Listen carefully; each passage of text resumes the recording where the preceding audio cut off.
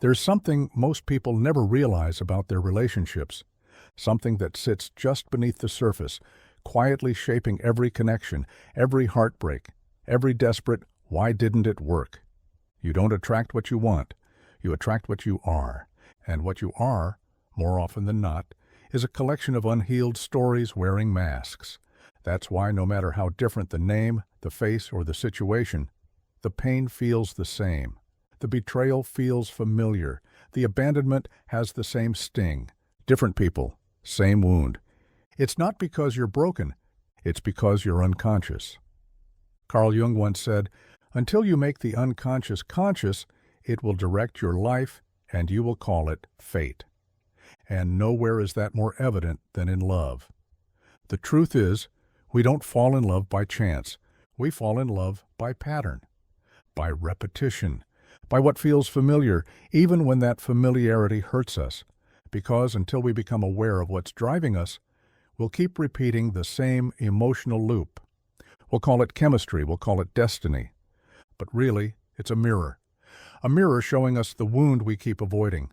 Most people don't want to look into that mirror. They want the feeling of connection, the safety of being chosen, not the discomfort of seeing what they've denied in themselves.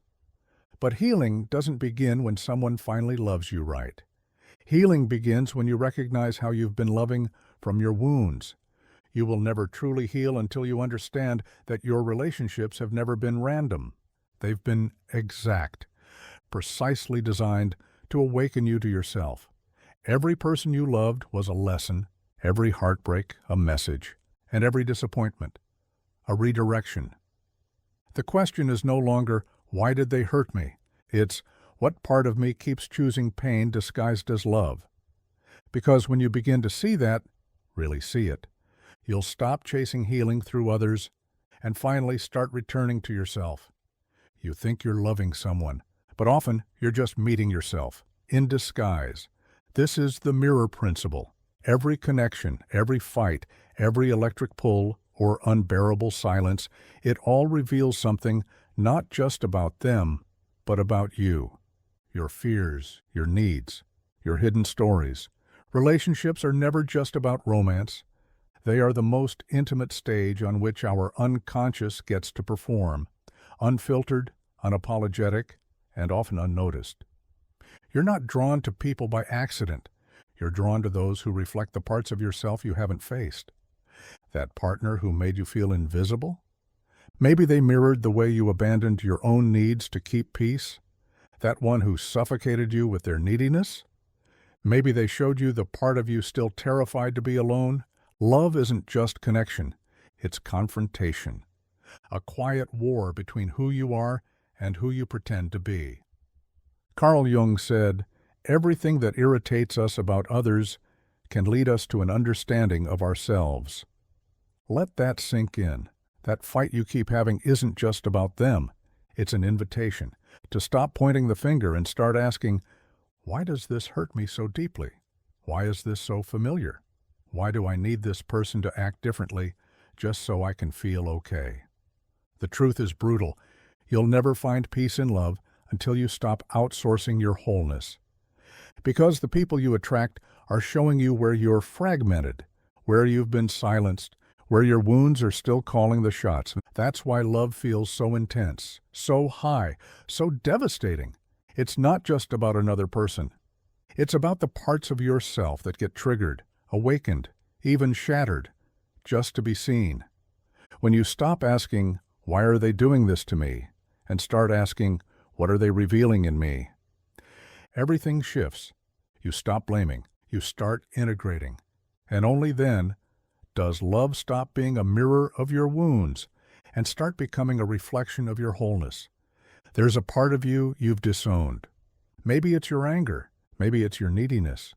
Maybe it's the wound you buried so deep you forgot it ever happened, but it didn't disappear. It found another way to exist, by hiding in the people you love. This is projection.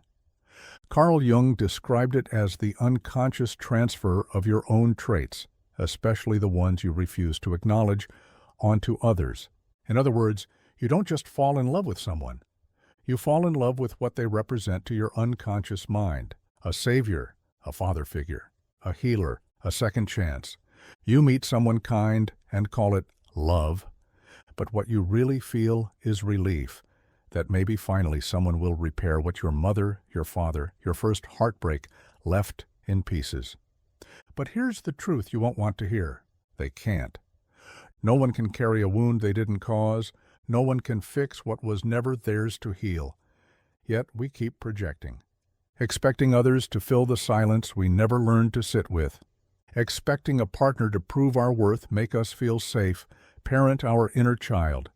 And when they don't, when they act like the flawed human mirror they are, we break, we blame, we call it betrayal. But it's really the collapse of a fantasy we didn't know we were living in. Projection is the unseen saboteur. It sets up a relationship not between two people, but between one person and their past. And as long as you're projecting, you're not loving, you're reliving. Loving someone consciously means seeing them as they are, not as who you hope they'll become. But that requires facing what you've hidden in yourself, that ache for validation, that fear of being left, that belief that you are only lovable if you're needed. Until you meet those parts, hold them, grieve them, integrate them, you'll keep mistaking projection for connection, and you'll keep wondering why love always feels like a wound reopening, instead of a wound finally healing. You think you chose them, that something about their voice, their eyes, their presence just pulled you in. But what if I told you it wasn't them that felt so familiar? It was the pain? We call it chemistry, a spark, a cosmic coincidence. But most of the time it's not magic. It's a memory, something buried inside you recognizing itself in someone else.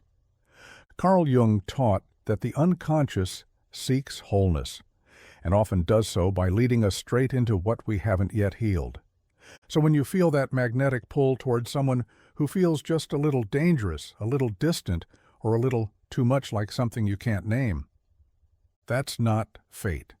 It's your nervous system remembering the parent you could never quite please, the first love that kept leaving and coming back, the wound that never got closure, just repetition. That's why you keep choosing versions of the same person in a different body. Not because you enjoy the pain, but because your psyche is trying to finish the story. You're unconsciously hoping this time it will end differently, that this person will finally stay, finally love you, right? Finally prove that you're worthy. But until you become conscious of what you're reenacting, you'll just keep repeating. We don't fall in love with people randomly. We fall in love with what's unresolved. And we confuse familiarity with safety, even when that familiarity is chaos. That's why the healthiest people often feel boring at first. They don't activate your trauma response. They don't mirror your chaos. And so you overlook them, because peace isn't familiar yet. But here's the truth. Your nervous system doesn't know the difference between love and pattern. It only knows what feels known. Healing begins the moment you ask, why does this feel familiar? What am I recognizing, them or a wound I haven't faced yet? Because once you understand that attraction isn't fate, it's a reflection, you can stop choosing based on the pain you remember and start choosing based on the peace you're ready for. Every relationship you enter isn't just a meeting of two people. It's a collision of two unconscious minds, and everything they've tried to bury. Carl Jung called it the shadow. The parts of yourself you don't want to see, don't want to feel, don't want to admit exist. The anger you suppress, the neediness you shame, the jealousy you call irrational, the wounds you pretend you've outgrown. You can hide your shadow from the world, but not from your relationships, because intimacy doesn't just expose your heart, it exposes your fractures. And what you reject in yourself, you will eventually blame in someone else. That's how the shadow shows up. In the silence you weaponize. In the control you disguise as care. In the fear that makes you cling or push away. In the suspicion that convinces you love will always leave. You think the problem is your partner's tone, or their absence, or their behavior. But underneath it all is your shadow, whispering old stories into new situations. He's going to abandon you. She's going to betray you. You're not good enough, and they'll find someone who is. The shadow doesn't speak in facts. It speaks in fear. And when you don't own it, it owns you. You accuse them of being too distant. When really it's your own terror of being truly seen. You shame them for being jealous. When it's your own insecurity you never dared to face. We don't see people as they are. We see them as reflections of what we haven't integrated. But there's good news. Your relationships aren't just where your shadow shows up. They're where it can be healed. When you catch yourself overreacting, withdrawing, clinging, controlling, pause. Ask not, what are they doing to me? Ask, what part of me have I refused to meet? Because when you bring the shadow into the light, you stop bleeding on people who didn't cut you. And only then can intimacy stop being a battleground and become a space where love makes you whole, not hide. Do you ever feel like you're living the same relationship over and over with different people? Different faces, different names, same heartbreak, same ache, same hollow feeling that leaves you wondering, why does this keep happening to me? It's not a coincidence, it's a pattern, and every pattern points to a pain you still haven't faced. Abandonment, enmeshment, betrayal, distance. These aren't just events, they're emotional blueprints, and until you rewrite them, you'll keep building every relationship on the same broken foundation. Maybe you always feel left behind, so you cling, overgive, or try to prove you're worth staying for. But no matter what you do, they still leave. Maybe you lose yourself in love, become whatever they need, forget who you are just to avoid conflict, and call it connection. But slowly, quietly, resentment grows like a vine inside you. Or maybe you never really let anyone in. You keep one foot out the door just in case. You say you want love, but deep down you don't trust it. Because the last time you opened your heart, it shattered. These patterns aren't random. They're survival strategies, ways you learn to protect yourself long before you ever fell in love. But here's the problem. What once protected you is now imprisoning you. Jung believed that the psyche seeks healing through repetition, so we keep attracting the same story. Not to suffer, but to resolve it. But resolution doesn't come by repeating it again. It comes by seeing it, naming it, and finally choosing something different. You can't heal what you keep normalizing, and you can't change what you refuse to confront. Your patterns are messages, each one asking, are you ready to stop surviving and start loving? Because when you stop acting from your old wounds and start responding from awareness, you don't just break the pattern, you become the healing. We all say we want love. But what most of us are really chasing is attachment. Love and attachment may look the same at first, but their roots grow in opposite soil. Love is freedom. Attachment is fear. Love expands. Attachment contracts. Love says, I see you. Attachment says, I need you to make me feel safe. One nurtures growth, the other demands control. And here's the quiet tragedy of so many relationships. We think we're in love, but what we're really in is survival. We're afraid they'll leave, so we overgive. We fear being alone, so we settle. We cling to routine, not because it nourishes us, but because it feels less risky than change. And then, when they pull away, when they don't answer the text or stop holding us like they used to, it's not just rejection we feel, it's panic. The deep ache of a child who once felt abandoned, triggered all over again. Carl Jung taught that the unconscious drives most of our behavior, and attachment, more often than not, is the unconscious trying to secure what was never secure in childhood. We confuse attachment for love because we think love is supposed to hurt, to cost us, to be earned. But that's not love. That's trauma repetition. Real love doesn't ask you to shrink. It doesn't punish you for your emotions or weaponize your needs. It doesn't demand you disappear just to be chosen. I want you to be whole, even if that wholeness challenges me. Attachment says, Don't grow if it threatens my comfort. Most heartbreak isn't love lost. It's the collapse of an identity built on need. But once you learn the difference, once you realize you don't have to chase, prove, or beg to be loved, everything changes, because then you stop calling fear connection. You stop mistaking anxiety for passion. And for the first time, you begin to choose love that feels like freedom, not captivity. There's a part of you still living in the past, not in memory, in emotion. It shows up in your reactions, in your silence, in your need to be needed, in your fear of being too much or never enough. That part is your inner child, and until she is seen, until he is heard, they will keep running your relationships from behind the curtain. Quietly, destructively, and relentlessly. Maybe your inner child never felt safe. So now, even a delayed text feels like danger. You spiral, you panic, you plan your exit, or cling tighter. Maybe you were taught love was conditional. So now, you believe you must earn affection, that your worth is tied to performance, sacrifice, or staying quiet. Carl Jung said that what we fail to make conscious appears in our life as fate. And the inner child is the perfect example, because when we don't meet those early unmet needs, we project them onto our partners. We expect them to comfort the abandonment, to soothe the chaos, to give us the love we didn't receive when it mattered most. But no partner can do the job of a parent. No lover can heal a wound that was never theirs to begin with. So what happens? We become reactive, hypervigilant. We lash out, then regret it. We shut down, then wonder why we feel so unseen, and we tell ourselves it's the relationship. But it's not. It's the child within us still waiting to be held.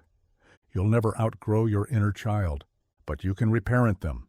You can sit with them, speak to them, let them grieve what they didn't get. Let them know they are no longer alone. Because the moment you meet that part of you with compassion, the moment you say, I see you, I hear you, and you are safe with me, your entire relational life begins to shift.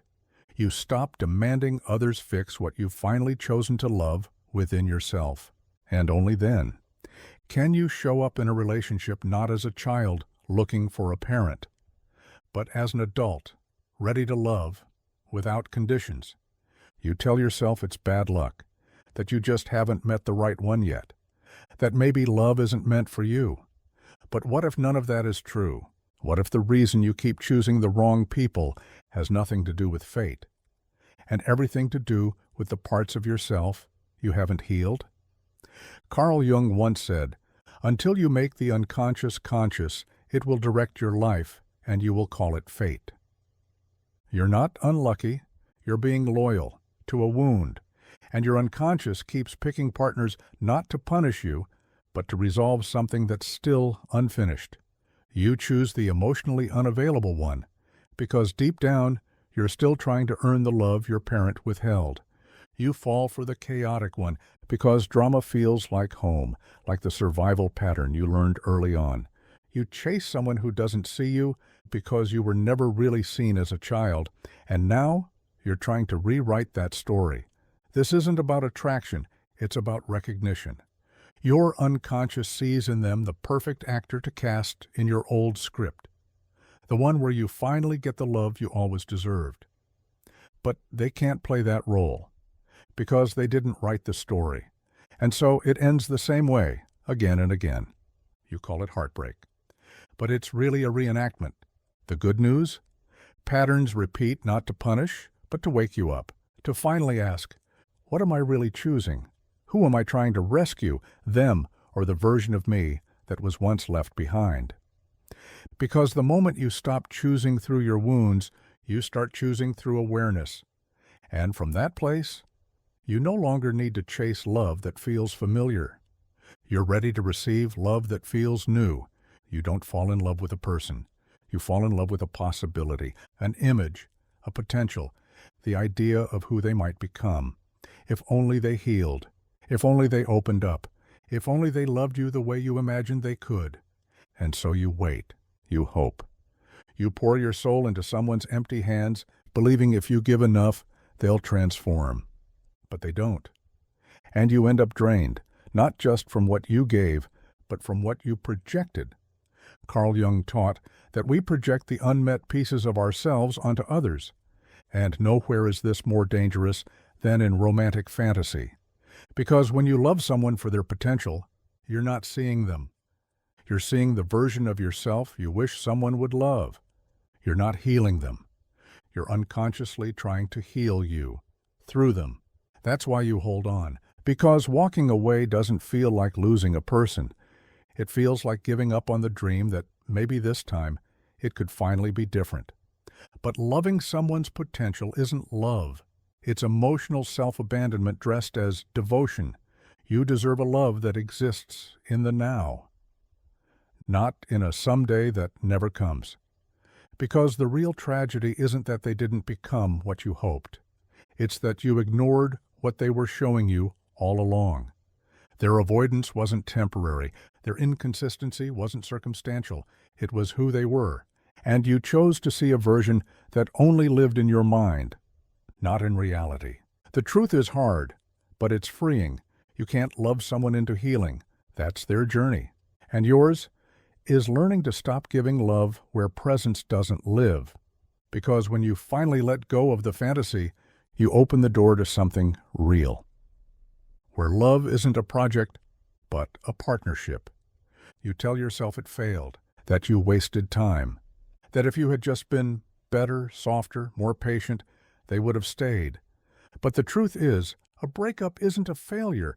It's feedback. It's life showing you, sometimes gently, sometimes violently, that something wasn't aligned, that a pattern was playing out, that a lesson was asking to be seen. Carl Jung said that every experience, even the painful ones, carries the seed of transformation. If you're willing to look inward, a breakup isn't the end of love, it's the beginning of understanding. It reveals what you tolerated just to feel wanted, what you gave up just to feel chosen, what part of you still believed love was something to earn instead of receive. It's in the silence after they leave that you finally hear your own voice again, the one that whispered, "This isn't it," long before it all collapsed. They unravel slowly, thread by thread, while we pretend not to notice, until one day the illusion breaks, and with it, so do we. But breakage isn't always destruction. Sometimes it's initiation into truth, into clarity, into boundaries that weren't there before. Because every ending says something, not just about them, but about you, about the version of you that thought you had to sacrifice yourself to be loved, about the self-betrayal you called compromise, about the emotional starvation you renamed just a rough patch. Breakups are revelations. Painful, yes, but precise. They show you where you abandoned yourself, and they dare you to come back home. So the question isn't, why didn't it work? It's, what was I pretending not to see? Because once you see it, really see it, you no longer grieve the loss of the relationship. You grieve the loss of the illusion. And that is the first step to real healing. Everyone talks about finding the one. But what if the one you're looking for is you? Carl Jung's central idea was individuation, the lifelong journey of becoming whole by integrating every part of yourself, the light, the shadow, the hidden, the hurt. And no romantic relationship, no matter how beautiful, can replace that inner work. Because when you skip the relationship with yourself, you turn every love into a lifeline. You expect your partner to rescue you from your own emptiness, to carry your unlived life, to reflect back a worth you've never fully owned. But that's not love. That's dependency in disguise. Individuation is what transforms that. It's what happens when you stop chasing completion in others and begin creating it within yourself. It's the moment you realize, I don't need someone to fix me, save me, or even understand me entirely. I need to understand myself. And that understanding begins not in romance, but in solitude, in sitting with your unmet needs, in holding your own wounds without outsourcing them, in standing fully in your truth, even if no one applauds, Because when you do that, when you become emotionally sovereign, everything changes. You no longer seek love to fill a hole. You seek it to share what's already full. You stop asking, will they choose me? And start asking, do I feel more myself around them? The relationship with yourself isn't selfish, it's sacred. It sets the standard for every connection that follows. Because until you know who you are without them, you'll keep losing yourself in the name of love. Individuation isn't perfection, it's presence, it's integration. It's becoming so deeply rooted in your own essence that no relationship can shake you, only complement you. And when that happens, you stop searching for someone to complete your story, because you've already become the author of your own. There's a lie you were likely taught that setting boundaries makes you selfish, that saying no means you don't care, that choosing yourself means you're hard to love. But the truth is this: boundaries are not rejection, they are revelation. They don't push others away, they let your real self show up.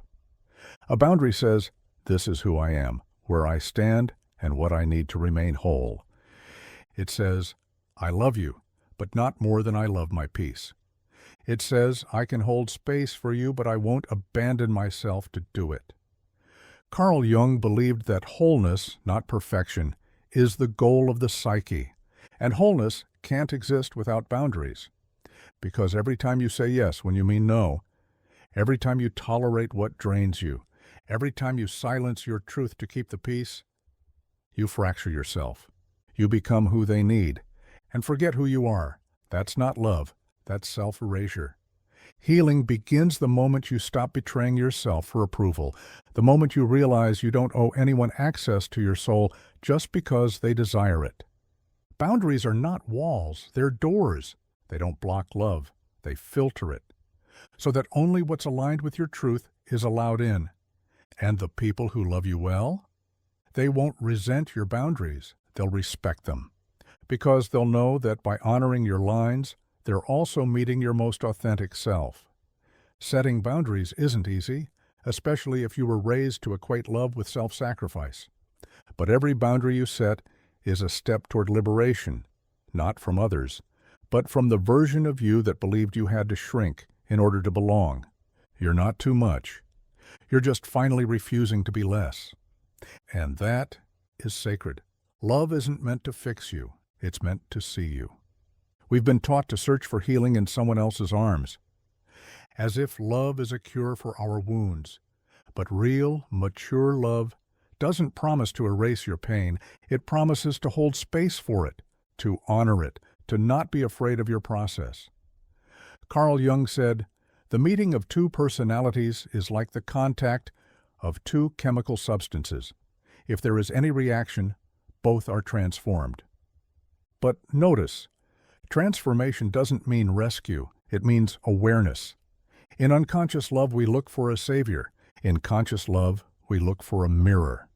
Someone who reflects back what we're still learning about ourselves. Someone who doesn't try to soothe us with promises or perform healing with presence, but who holds us in our becoming without making us feel broken. That's what conscious love is. It's not a crutch. It's a container, a space where your truth is welcome. Your fears are not shamed. Your growth isn't rushed. It's a love that whispers, I'm not here to complete you. I'm here to witness you, all of you. And that witnessing? It doesn't remove the responsibility of your own healing. It deepens it, because now you're not just healing for you. You're healing so you can meet the other person fully, honestly, and with nothing to hide. Love like that doesn't try to rescue you from your shadow. It honors your shadow as part of your wholeness. And when two people come together like that, not to fix, not to fill, but to witness, to expand, to grow alongside, then love becomes what it was always meant to be, not a cure, but a conscious evolution. There comes a moment, often after the last heartbreak, the final silence, the goodbye that shattered something sacred, when you realize you can't heal through another person, you can only heal through awareness. That's where it begins, not with a new relationship, not with someone who promises they'll never leave, not with validation, affection, or the illusion of safety. It begins when you stop asking, "Why do they keep hurting me?" and start asking, "What part of me keeps allowing it?" Because healing isn't about blame. It's about observation, about seeing the roles you've played, the stories you've carried, the wounds you've protected by calling them preferences or just who I am. Carl Jung didn't just teach about the unconscious to sound profound. He pointed directly to your freedom. You don't attract what you want, you attract what you are. And what you are is a tapestry of your unprocessed grief, your unseen inner child, your unmet needs, until you begin to see it. And when you do, when you start tracing the patterns with gentleness instead of judgment, everything shifts. You realize that it was never about them, it was about you, about the spaces within you that were still seeking rescue, about the parts you disowned that kept choosing pain disguised as passion. You see, a pattern owns you until you see it. Then, and only then, are you free. Free to choose peace over drama, presence over projection, truth over fantasy, and self-respect over abandonment. You don't need to find a perfect partner. You need to become the one who no longer betrays themselves for love. Because once you stop outsourcing your healing, once you stop looking for someone to carry the weight of your past, you realize something radical. You were never broken. You were just unconscious. And now, you are awakening, not to love as a fantasy, but to love as a mirror, to healing not through others, but through becoming whole within yourself. Want to hear more of this? Then click on the video on the right-hand side, which is even more shocking.